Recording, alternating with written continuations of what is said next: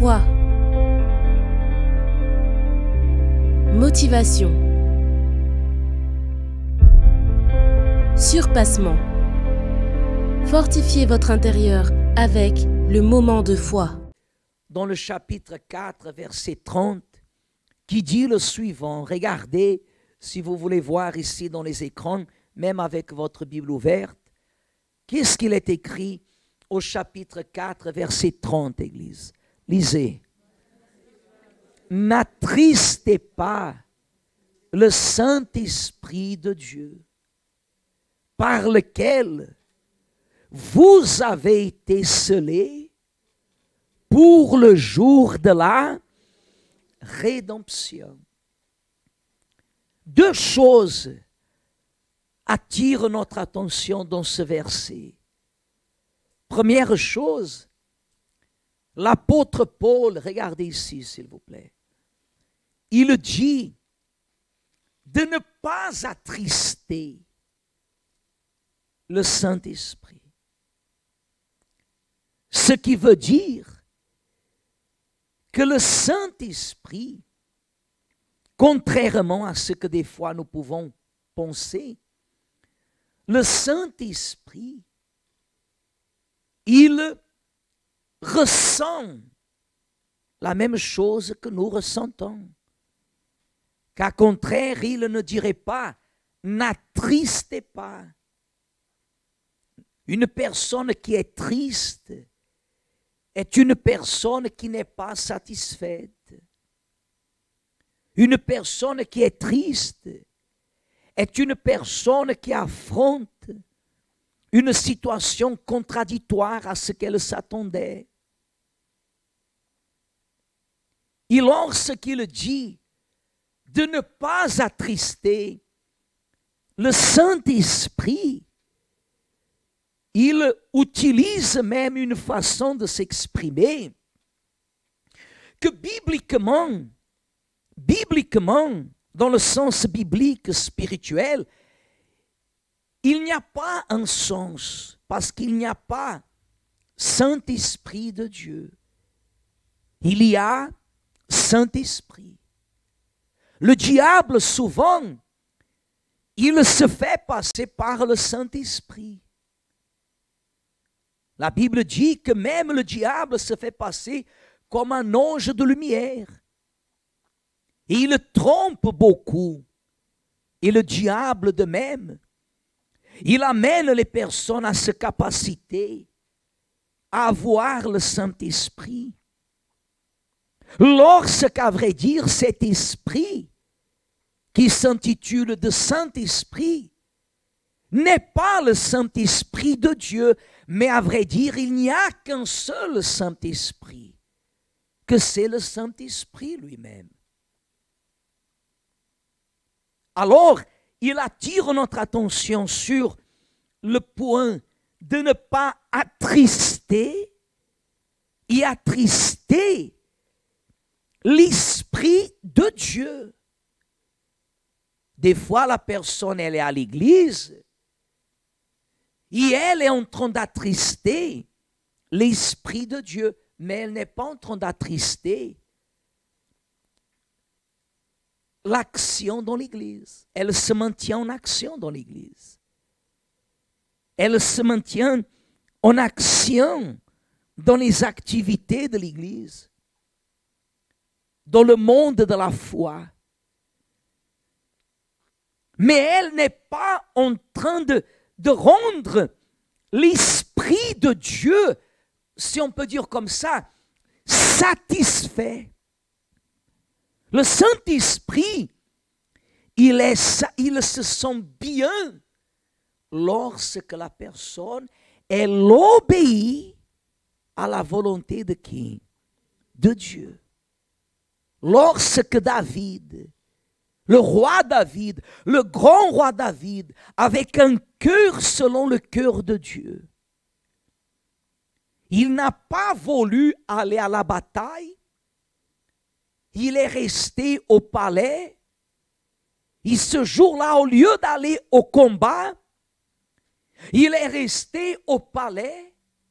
Il n'a pas compris qu'il était en train d'attrister le Saint-Esprit, l'Esprit de Dieu.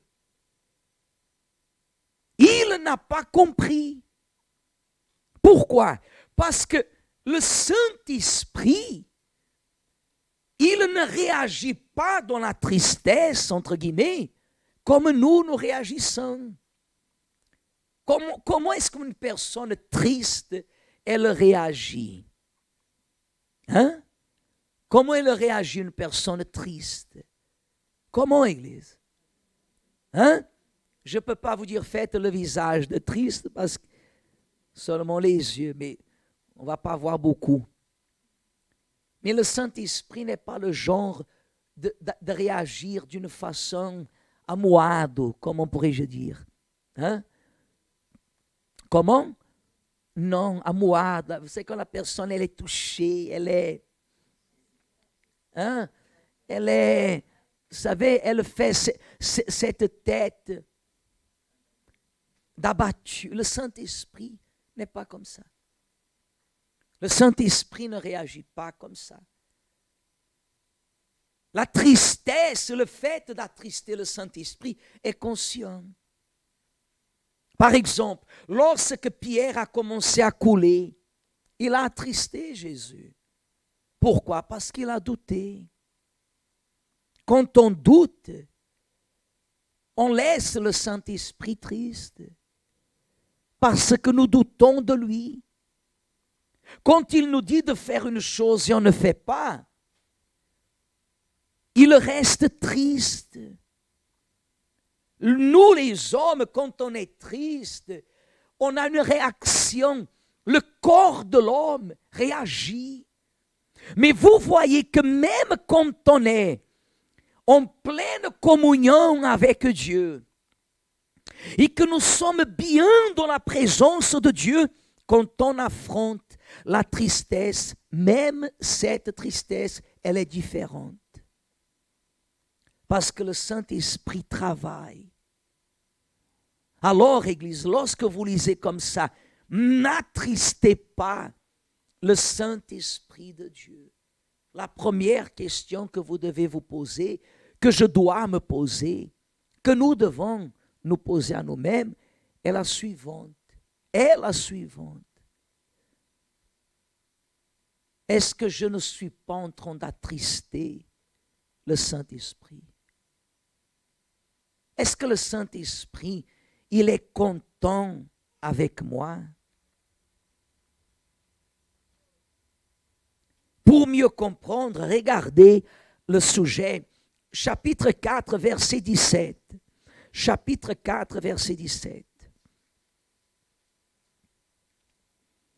Chapitre 4, verset 17.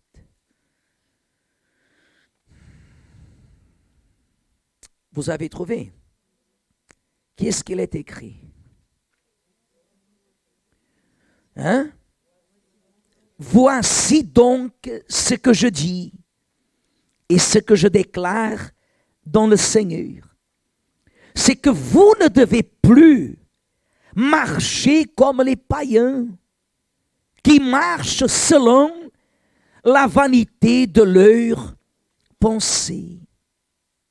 Ils ont l'intelligence obscurcie, ils sont étrangers à la vie de Dieu à cause de l'ignorance qui est en eux, à cause de l'endurcissement de quoi? De leur cœur.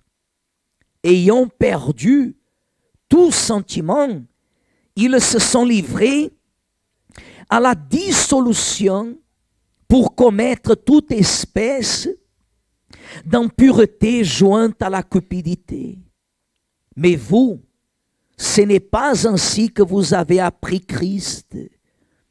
Si du moins vous l'avez entendu, et si, conformément à la vérité qui est en Jésus, c'est en lui que vous avez été instruits à vous dépouiller. Eu égard à votre vie passée, du vieil homme qui se corrompt par les convoitises trompeuses, à être renouvelé, il dit, dans l'esprit de votre intelligence et à revêtir l'homme nouveau, créé selon Dieu, dans une justice et une sainteté que produit la quoi? Voyez, Église, notre façon. Souvent, la personne, regardez, elle arrive à l'Église, elle abandonne le péché, elle abandonne l'immondice, elle abandonne tout le péché, elle abandonne les vices. Naturellement, une personne qui abandonne ce genre de choses, elle se fait remarquer dans le bon sens ou dans le mauvais sens. Hein? Dans le bon sens. Et c'est ça que des fois trompe la personne. C'est que la personne, elle vient et elle témoigne même, parce qu'il faut témoigner. Oh, je vivais dans la prostitution, je vivais dans le vol, je vivais dans la magouille, je vivais dans les vices, j'ai été trafiquant, drogué, vicié. Et Dieu m'a complètement délivré. Aujourd'hui, je ne suis plus vicié, je ne vis plus dans cette vie mondaine, et grâce à Dieu, nous rendons gloire à Dieu. Nous témoignons pour la gloire de Dieu. Et nous sommes des personnes différentes. Mais cela ne veut pas dire que l'action du Saint-Esprit est finalisée en nous. Comment vous voyez l'action du Saint-Esprit dans la vie d'une telle personne? Combien de personnes j'ai vues comme ça?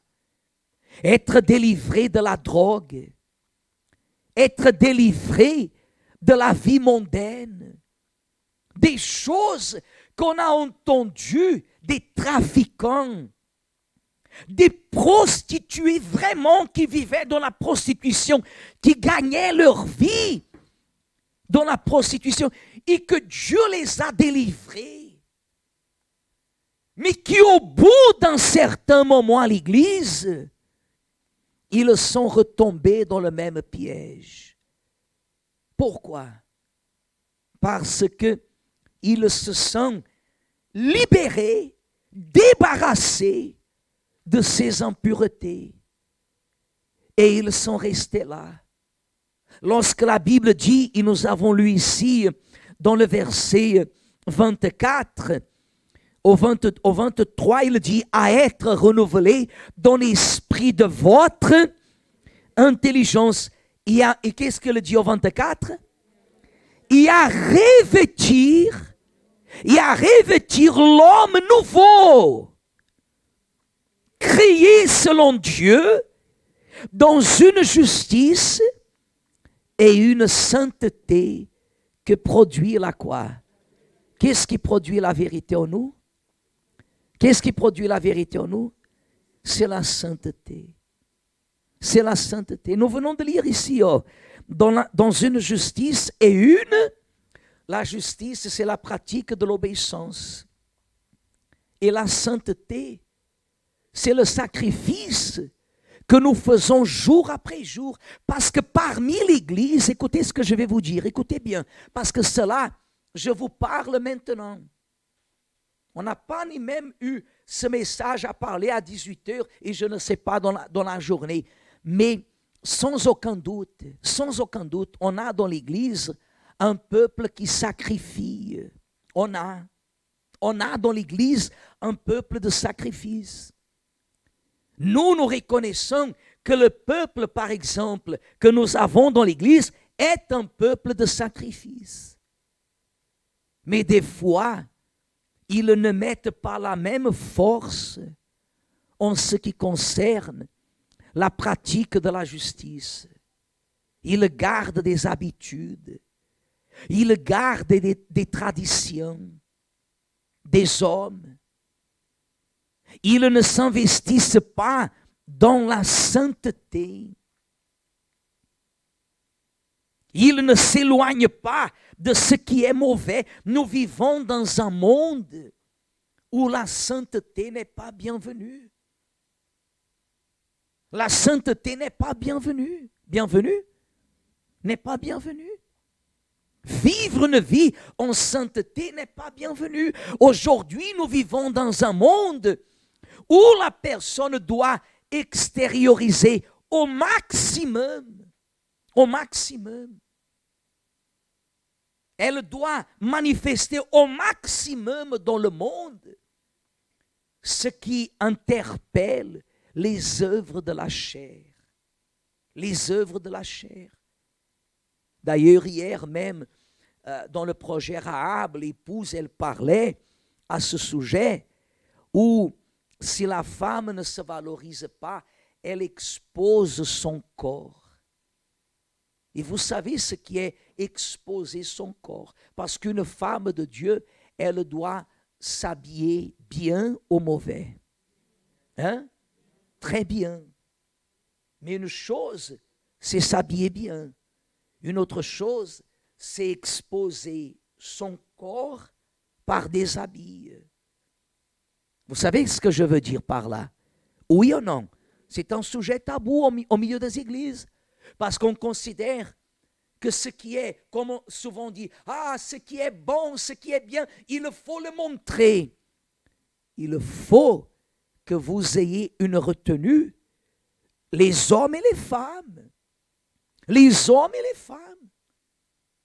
Parce que ce n'est pas seulement aujourd'hui les femmes qui s'habillent pour montrer à l'extérieur ce qu'elles ont, à l'intérieur, les hommes également. Les hommes également. Ça c'est provoquer le manque de sainteté. Quand la personne, elle cherche plaire au Saint-Esprit, elle ne cherche pas exposer au monde, à l'extérieur, ce qui est son corps. Le corps de mon épouse appartient à Dieu. Et une fois marié avec elle, son corps est à moi et mon corps est à elle. Mais ce n'est pas pour qu'elle attire l'attention des uns et des autres. Mais dans tous les cas, pour qu'il n'y ait pas d'amalgame, la femme de Dieu, elle doit toujours bien s'habiller. L'homme de Dieu doit être toujours comment?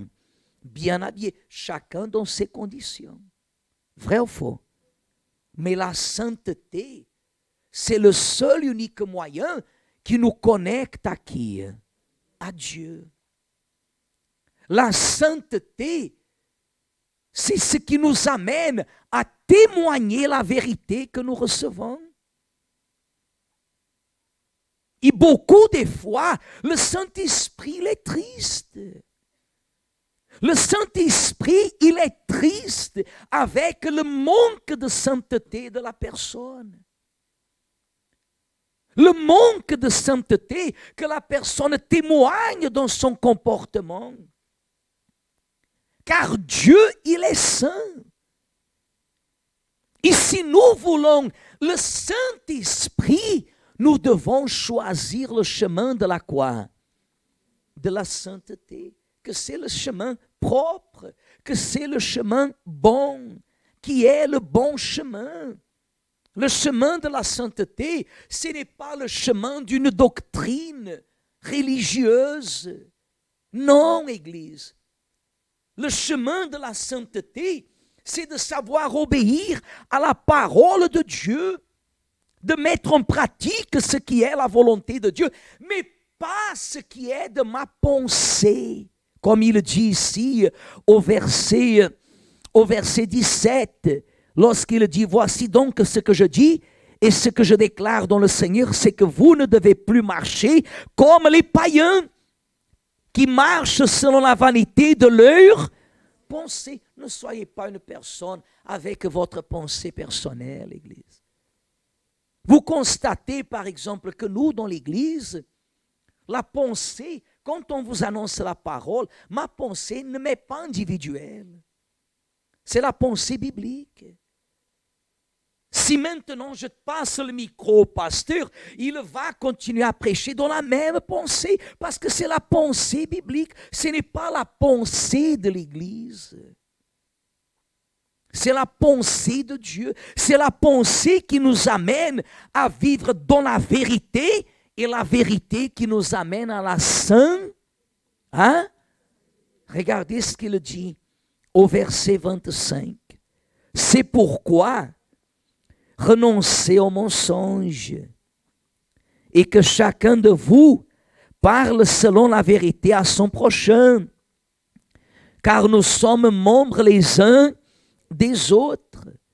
Si vous vous mettez en colère, ce n'est pas que je dois me mettre en colère, mais il y a des situations que des fois nous laissent comment? Hein? En colère. Il y a ou il n'y a pas? Il y a, bien sûr qu'il y a des situations qui nous laissent en colère. Ce n'est pas qu'on doit se mettre. Moi, je n'aime pas du tout me mettre en colère. Mais des fois, quand il faut lutter en faveur de quelque chose qui est la vérité, on est en colère. Il dit, si vous vous mettez en colère, ne péchez point. Ah, évêque, vous savez, j'ai dit des choses que je n'aurais pas dû dire. Non, non. La colère vous a dominé. Vous avez oublié la sainteté.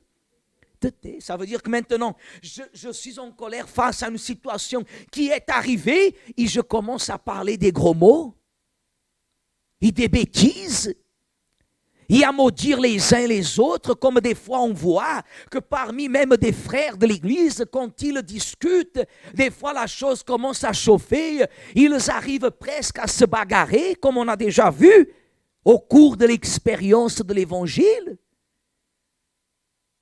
Il dit, ne péchez point, que le soleil ne se couche pas sur votre colère. Et ne donnez pas accès au diable. Ne donnez pas accès au diable. En toute situation, Église, vous ne devez pas laisser le diable avoir accès à vos décisions, à vos attitudes, à votre comportement. Vous ne devez pas permettre ça. Vous ne devez pas permettre que le diable puisse interférer dans votre attitude, parce que votre attitude témoigne l'esprit qui demeure en vous, ou qui doit demeurer en vous. C'est de là qui vient l'expression « Qu'est-ce que tu vas faire à l'église ?» Est-ce que c'est ça que tu apprends à l'église? Est-ce que c'est ça que tes pasteurs t'apprennent à l'église? Parce que le comportement n'est pas accepté. Des fois, la personne va dans un mariage chrétien et elle a permis que l'alcool, il coule. Et dans ce mariage, il y a des personnes ivres. Comment elle peut glorifier Dieu? Comment elle peut glorifier Dieu? Elle fait une fête, et dans cette fête, l'alcool est là. Mais il est là, il coule comme ça de l'alcool, et elle laisse. Ah, parce que qu'est-ce que je pouvais faire? Ma famille, elle est incrédule. Où est votre foi? Vous permettez que la volonté des autres s'impose à votre volonté. Et c'est comme ça que dans des situations, par exemple, parce que nous sommes dans le jeûne de Daniel, mais vous avez certainement, si vous êtes connecté sur Facebook pour voir les posts, les messages, vous avez entendu parler qu'à Beyrouth, au Liban, il y a eu une explosion énorme, presque atomique, ils ont dit, due à une matière qu'ils avaient là. Le pasteur Esteves qui est là-bas, il nous a envoyé des vidéos hier même, parce qu'hier matin, il a reçu là-bas à l'église des colis qu'on lui a envoyés avec des Bibles. On lui a envoyé 40 Bibles, les livres de Gideon, les livres de l'église. Le matin, il a fait une vidéo tout content, remerciant l'église, remerciant le peuple, merci l'église. Le matin, l'après-midi, il a eu une explosion dévastatrice là-bas. La seule chose que l'Église elle a eue, c'est parce elle est tout en verre devant. Il y a eu un verre, là, un vitre qui est cassé parce que tout a explosé dans ce coin. Mais le pasteur n'a rien eu, l'épouse n'a rien eu. Les membres de l'Église là-bas à Beyrouth, au Liban, n'ont rien eu. Mais il y a eu certainement, le pasteur, il nous disait, des centaines de morts qu'on ne trouve pas. Il y a même beaucoup de disparus. J'ai vu l'image de l'explosion. C'est une chose comme s'il semblait une bombe atomique. Une chose horrible. Et aujourd'hui, je me retrouvais ici dans la fenêtre, derrière de l'église, et je me disais, imagine que maintenant on fasse une bombe pareille exploserait. Et que peut-être ça serait mon dernier instant. Parce que si Dieu voulait prendre ma vie, Dieu la prend de la façon qu'il veut. Oh, ce n'est pas comme ça. Personne ne sait, Église. Et des fois, la personne finit par attrister le Saint-Esprit. Elle attriste le Saint-Esprit. Le Saint-Esprit n'est pas content. À cause de ce que nous venons de lire, il dit au verset 28, que celui qui dérobait ne dérobe plus, mais plutôt qu'il travaille en faisant de ses mains ce qui est bien, pour avoir de quoi donner à celui qui est dans le besoin. Qu'il ne sorte de votre bouche aucune parole mauvaise, mais s'il y a lieu, quelques bonnes paroles qui servent à l'édification et communiquent une grâce à ceux qui l'entendent. Verset 30, lisez. N'attristez pas le Saint-Esprit de Dieu par lequel vous avez été scellés pour le jour de la rédemption. Vous savez, Église, il n'y a rien de plus précieux. Aujourd'hui, pour voyager dans certains pays, vous ne pouvez pas voyager sans avoir fait le test du coronavirus. Moi, je n'aime pas ce titre Covid. Ça devient presque comme un, je ne sais pas quoi. Mais c'est vrai, c'est le Covid. Vous ne faites pas le test, vous ne pouvez pas voyager. C'est vrai ou c'est pas vrai? Il y a des pays que vous n'entrez pas. Vous ne partez pas si vous n'avez pas fait le test. Ici, dans le test est marqué que vous avez le coronavirus, vous ne pouvez pas voyager. Faites un test, Église. Faites un test. Parce que quand on commet une erreur et quelqu'un vient et dit comme ça, vous avez commis une erreur. Et vous êtes face aux évidences, vous ne pouvez pas ni aller à droite ni à gauche parce que les évidences sont là. J'ai commis vraiment une erreur, je suis obligé à accepter.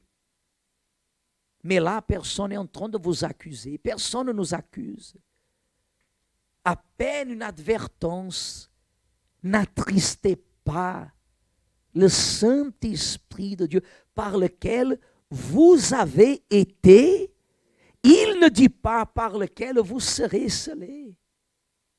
Ce qui prouve d'une façon comme ça très claire que la personne qui ne reçoit pas le Saint-Esprit est la personne qui ne croit pas. Parce que la personne qui croit le reçoit. La personne qui croit est celle qui obéit. Ici, j'obéis à la parole de Dieu. Et Dieu m'a guéri, Dieu m'a délivré. Si je crois également que ma vie est à lui, je crois qu'il me donne son esprit. Je ne ressens rien du tout. C'est vrai qu'avec la communion qui existe, c'est vrai qu'avec la communion, l'approche, l'enveloppement, avec cette union, au fur et à mesure qu'on s'enveloppe, nous évitons d'utiliser le mot sentir, pour que personne ne viennent pas à se tromper dans les émotions. Mais c'est vrai qu'avec le temps que vous vous enveloppez avec le Saint-Esprit, vous finissez par vous apercevoir la présence de Dieu, la consolation qu'il apporte, qui n'est pas une sensation, mais qui est une conviction. Amen. Vous comprenez? Oui ou non? Oui ou non, Église? Par exemple, je suis ici. Je suis ici. Moi, je ne sais pas si vous m'aimez. Moi, je ne sais pas si vous... Non, je parle moi, regardez. Moi, je ne sais pas si vous m'aimez. Si je demande qui m'aime, tout le monde va lever la main. C'est vrai ou c'est pas vrai? Moi, je ne sais pas si vous m'aimez. Ici, je vous dis comme ça, et je ne veux pas savoir. Pourquoi? Parce que d'abord, je sais que Dieu, il m'aime. Ici, dedans, ça fait comme une satisfaction. L'amour de Dieu, il est énorme. Vous comprenez? Et par exemple, moi, je sais que je suis ici et que mon épouse qui est là, elle m'aime. Moi, je sais qu'elle m'aime, mais je ne sens rien. Et elle ne m'a pas cligné l'œil. Elle ne m'a pas envoyé un bisou. Elle ne m'a pas envoyé un message, mais je sais qu'elle m'aime. Je sais comment je sens quelque chose. Non, je ne sens rien. Mais parce que je sais qu'elle m'aime, ici dedans, il y a une confirmation. Amen. La même chose, c'est le Saint-Esprit. Quand la personne, elle sait que le Saint-Esprit vient sur elle, elle a une confirmation, une assurance, une conviction. Elle a une conviction pleine. Pas ce genre de conviction, genre le climat, qui aujourd'hui elle croit, demain elle ne croit pas. Non, Église, la parole de Dieu ne faillit pas. La parole de Dieu n'est pas la météo de nos jours que vous regardez dans le téléphone. Ils disent que demain va pleuvoir. Ils disent d'ici 3-4 heures, ce n'est plus demain, c'est après-demain. La parole de Dieu ne faillit jamais. Ce que Dieu, il promet, il accomplit. La question est-ce que nous ne sommes pas en train d'attrister le Saint-Esprit? Ce n'est pas une accusation. C'est une réflexion, car il dit, n'attristez pas le Saint-Esprit. Amen.